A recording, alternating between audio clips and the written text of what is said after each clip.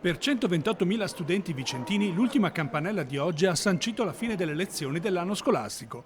Il centro cittadino è stata la meta preferita dove sciami festosi di ragazzi hanno voluto festeggiare la fine di un anno, ma anche la fine di un incubo. Oggi si fa festa.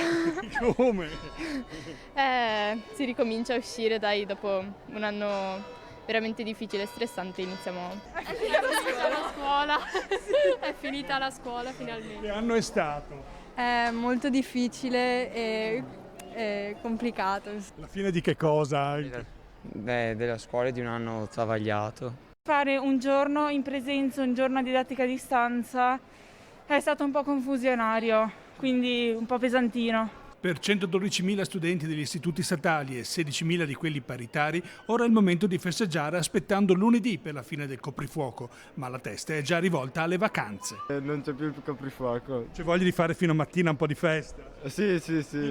Sì, anche qualche vacanza insieme, soprattutto al mare. Io per esempio ho già prenotato Rimini, per esempio. Per 7.458 studenti invece quella di oggi è solo una pausa. Sono i maturandi di quest'anno che tra un mese dovranno sostenere l'esame. Adesso si è concentrati all'esame e finito l'esame ci si gode la vacanza, insomma. Adesso siete ancora sottoconcentrati rispetto agli altri? Sì, per gli esami. Mica tanto.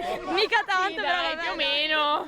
Ci si rilassa i primi giorni, poi si studia.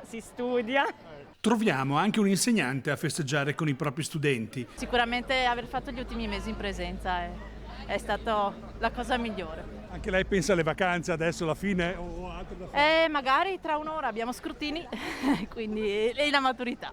La fine di un ciclo con la speranza di girare pagina il prossimo anno. Spero che ci siano i vaccini. Speriamo in presenza, tutto l'anno.